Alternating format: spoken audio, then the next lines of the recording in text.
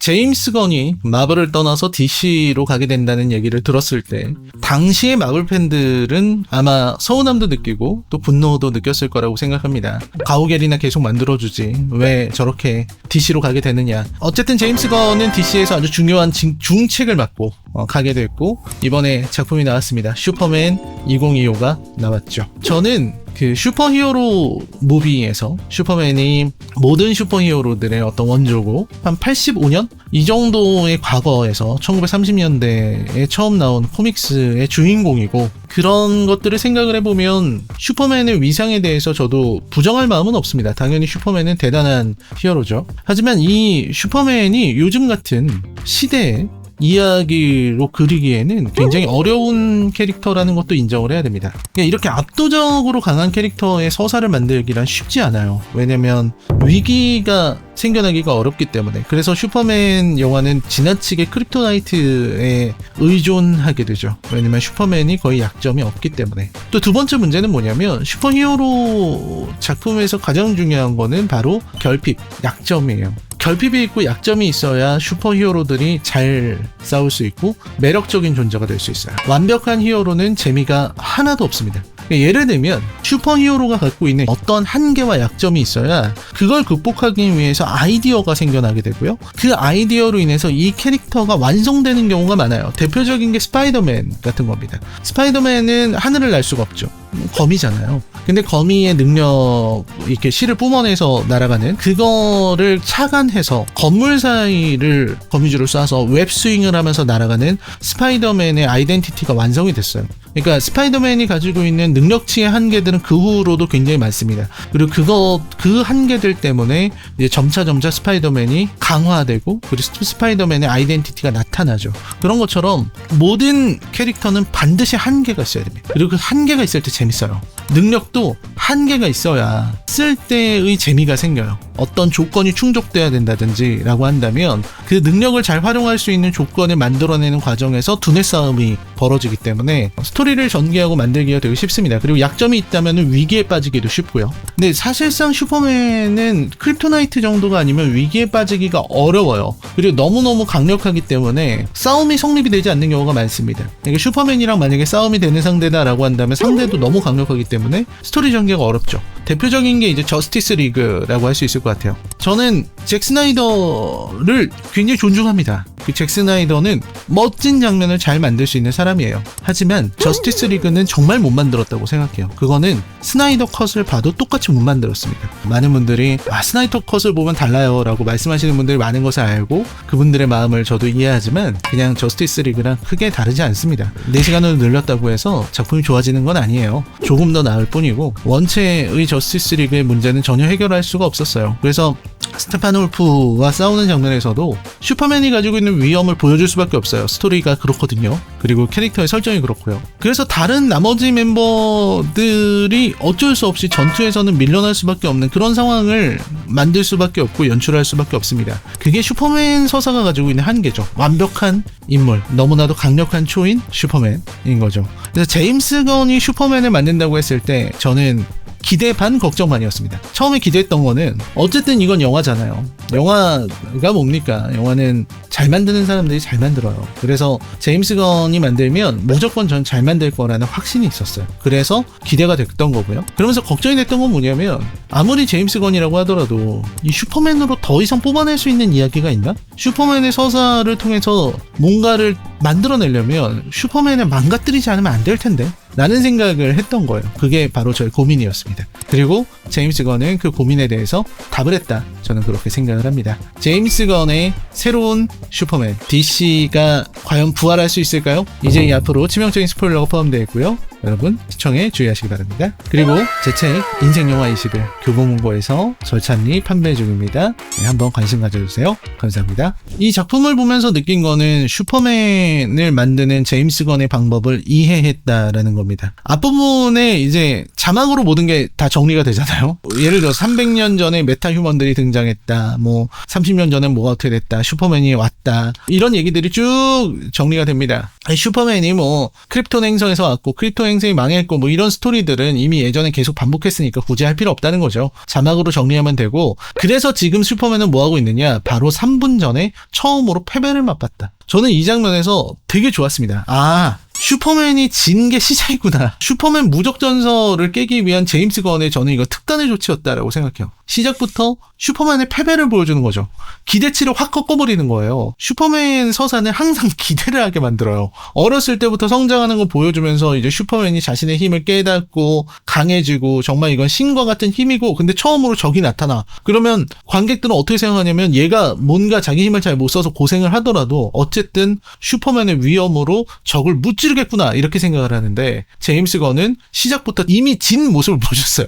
얘는 패배했다. 얘는 상대가 되지 않았다. 그래서 온몸의 뼈가 다 부서져가지고 강아지가 없으면 움직이지 못하는 그런 모습을 보여줌으로써 슈퍼맨 이야기가 지금까지 여러분이 기대했던 것과는 전혀 다른 전개가 될 것이다 라는 걸 보여준 부분이 저는 되게 좋았습니다. 그리고 고독의 요새가 나오는 부분도 좋았고요. 오랜만에 영화에서 나오는 고독의 요새죠. 그 안에서 이제 치료받고 하는 부분들, 뭐 예고편으로 어느 정도 드러났던 부분이지만 굉장히 인상적이었다 라고 말씀을 드릴 수 있을 것 같고요. 근데 렉스 루터, 영화화된 렉스 루터들 중에서는 제일 유능한 렉스 루터이지 않은가? 라는 생각을 해봤어요. 그러니까 제시 아이젠버그가 못했다는 게 아니에요. 저는 제시 아이젠버그는 잘했다고 생각합니다. 그리고 제시 아이젠버그가 저는 되게 좋은 배우라고 생각하기 때문에. 하지만 이 니콜라스 홀트의 렉스 루터도 나쁘지 않았고, 무엇보다 얘는 굉장히 유능해요. 그래서 슈퍼맨에 대한 집착을 갖고 있는 캐릭터가 어느 정도로 유능해질 수 있고 슈퍼맨을 어떻게 공략할 수 있는가를 정말 잘 표현을 했습니다. 그래서 특히 슈퍼맨의 모든 행동들을 전부 다 예측해서 슈퍼맨의 전투 기술을 모두 알고 있기 때문에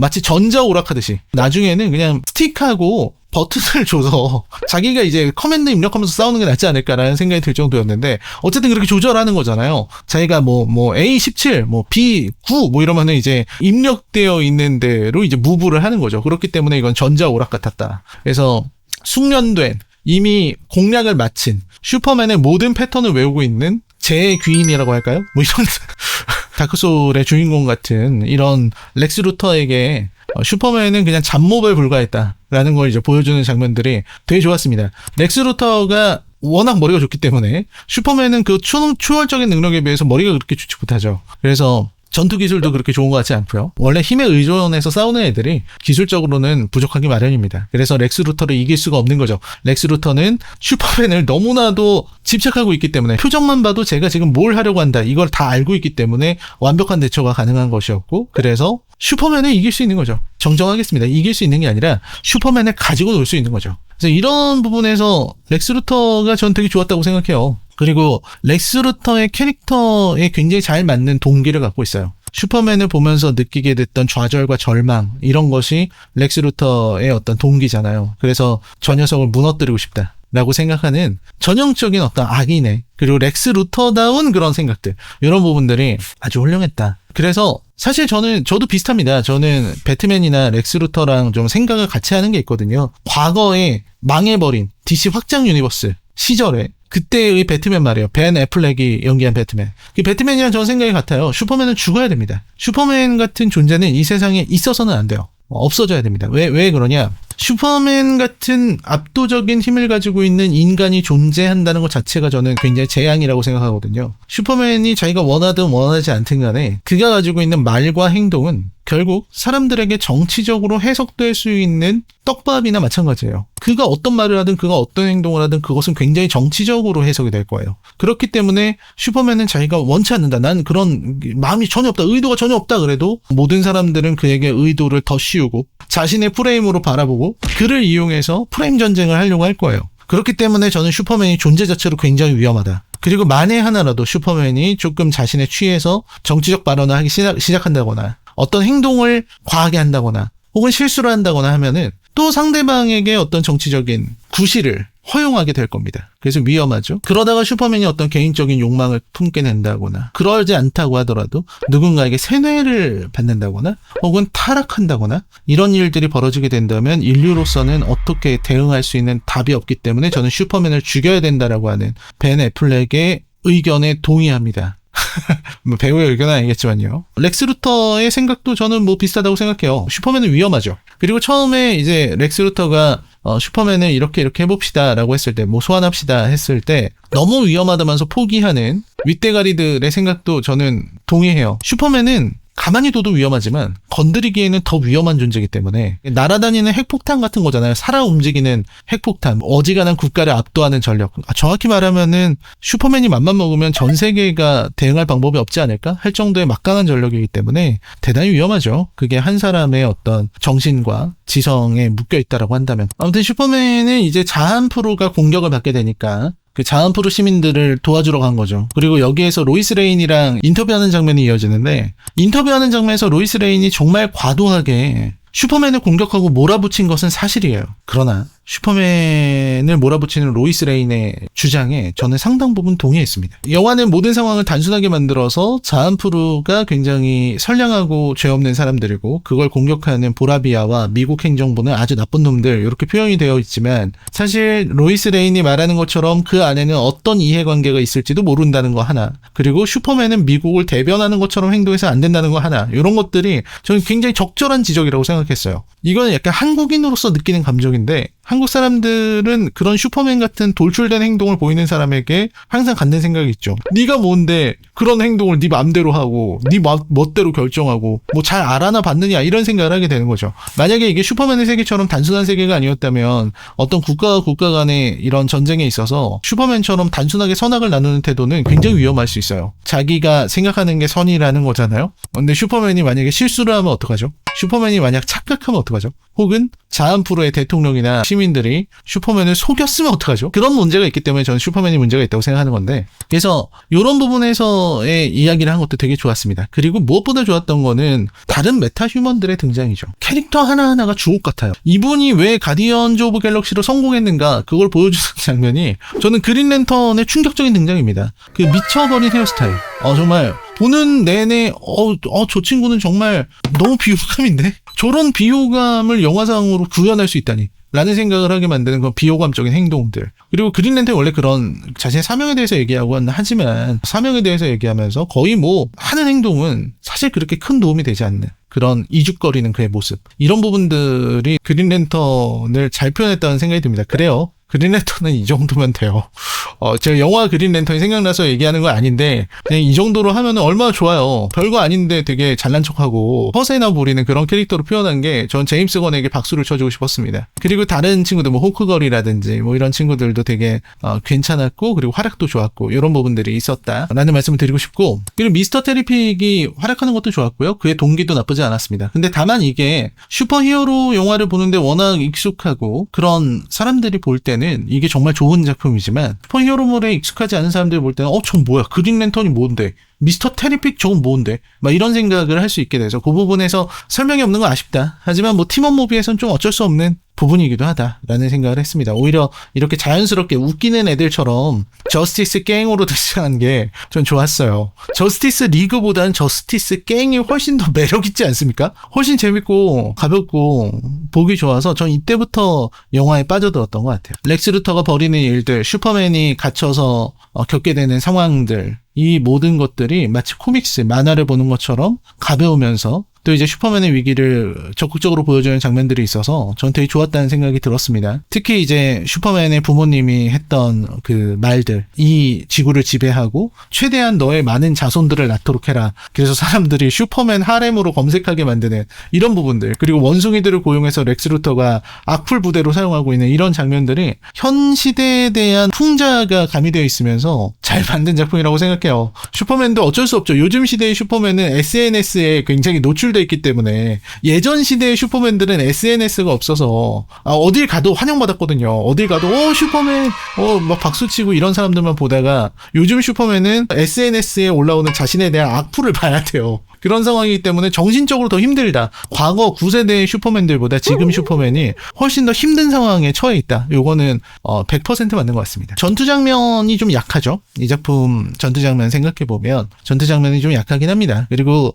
슈퍼맨을 역대 가장 약한 슈퍼맨으로 만들었어요. 그래서 그 부분은 저는 좋았다. 망해버렸던 DC 확장 유니버스의 슈퍼맨, 저는 아직도 헨리 카빌의 외모가 더 슈퍼맨에 어울린다고 생각해요. 지금의 슈퍼맨은 너무 친근하고 너무 좋은데 그 슈퍼맨다운 어떤 근엄함과 카리스마가 나오지는 않거든요. 근데 헨리 카빌의 슈퍼맨은 정말로 카리스마가 있었잖아요. 근데 그 카리스마가 있었지만 너무나도 강력했기 때문에 스토리 전개가 어려웠다면 지금의 슈퍼맨은 충분히 적들이 어떻게 해볼 만한 메타 휴먼들 중에서 제일 강하긴 하지만 그렇게 격차가 엄청 큰 것 같지는 않은 듯한 그런 느낌. 약점도 많이 노출을 하고 하는 부분들을 보였기 때문에 울트라맨과의 싸움에서 보여줬던 렉스 루터라면 충분히 슈퍼맨을 제압할 수 있다라는 걸 또 보여준 이런 부분들이 되게 좋아서 작품을 보는 내내 이건 됐다. 이제 됐다. 이거 DC 이제 갈 수 있다. 라는 생각이 들었어요. 잭 스나이더의 망령으로부터 벗어난 이 DC. 그 말도 안 되는 너무나도 진지하고 어둡고 그런 잭 스나이더의 세계관에서 벗어나서 제임스 건의 세계로 왔다. 그러면서 훨씬 더 가벼워지고 단순해지고 코믹해지고 그리고 쉬워졌죠. 그래서 이런 부분에서는 저 긍정적인 변화라고 생각합니다. 제 개인적으로 그렇습니다. 사실 DC 확장 유니버스가 슈퍼맨, 원더우먼, 배트맨 이런 트리니티를 가지고도 고전을 면하지 못했었는데 이번에 제임스 건으로 오면서 좀 더 많은 변화가 생겨났으면 좋겠다는 생각을 했어요. 그리고 중간에 피스메이커 나오는 것도 되게 좋았고 세계관 연결 바람직합니다. 세계관 연결은 이런 식으로 단순하게 펼쳐주는 게 좋죠. 쉽고 가볍게 펼쳐주는 게 저는 좋은 방법이었다는 생각이 드네요. CG라든지 이런 부분에 아쉬움이 없진 않았지만 그래도 이 작품이 엄청난 제작비를 가지고 있는 작품은 또 아니기 때문에 그런 여러 가지 요소들을 생각했을 때 저는 이번 슈퍼맨은 굉장히 긍정적인 작품이었다. DC의 미래를 논할 만한 작품이었고 제임스 건의 이름에 어울리는 작품이었다라는 생각이 들었어요. 떡밥을 주는 것도 되게 좋았습니다. 세 개가 이렇게 갈라졌었는데 그걸 다시 미스터 테레픽이 계산해서 붙였죠. 근데 살짝 어긋나 있죠. 아주 약간 어긋나 있는데 그걸 이제 쿠키 영상에서 어긋난 거를 보여주는데 그 부분에서 저 어긋남 때문에 다음 편에서 뭔가가 벌어지겠구나 라는 거를 사람들에게 암시하는 것도 좋았고요. 그리고 슈퍼걸이 등장한 것도 좋았습니다. 본격적으로 코믹스에서 있었던 재밌었던 요소들을 다 가져오려고 하는 새로운 DC의 시작이었다라는 생각이 들어서 저는 좋게 봤습니다. 아쉬운 부분들은 이제 서사 부분이 조금 안 좋았다라는 거. 그리고 슈퍼히어로 영화에서 이게 압도적일 정도의 작품인가? 수작이라고 부를 수 있을 정도로 부족함이 없는 작품인가? 그 부분에 대해서는 약간 저도 고개를 젓게 만드는 부분이 있는 것 같아요. 슈퍼히어로 영화에서 슈퍼맨 2025가 어느 정도의 위치에 있는가라는 걸 생각을 해야 됩니다. 대신 한편으로는 작품 자체의 완성도로는 수작에 들어가기가 애매할 정도라고 할 수 있지만 지금까지 나왔던 21세기에 나왔던 슈퍼맨들, 물론 헨리 카빌의 슈퍼맨을 말하는 거지만 이 슈퍼맨 작품들 중에서 가장 보기 좋고 보기 쉽고 재밌다는 것도 사실이기 때문에 그런 부분에서 슈퍼히어로물 한정해서는 수작의 반열에 오를 수 있다고 생각해요. 그래서 슈퍼맨 2025에 대한 제 평점은요 10점 만점에 7점으로 하겠습니다. 네, 요 정도가 돼야 DC의 시작을 논할 수 있는 작품이 되는 거죠. 부디 이번에는 리부트 갈 때까지 그렇게 망가지지 않았으면 좋겠습니다. 과연 DC가 계속 갈 수 있을지 워너브라더스가 이걸 할 수 있을지는 의문인데 어쨌든 포문은 잘 열었다고 생각해요. 그게 이번 작품 슈퍼맨 2025의 의의라고 생각합니다. 제 리뷰는 여기까지고요. 저는 다음 영상으로 찾아뵙도록 하겠습니다. 시청해주셔서 감사합니다. 안녕히 계십시오.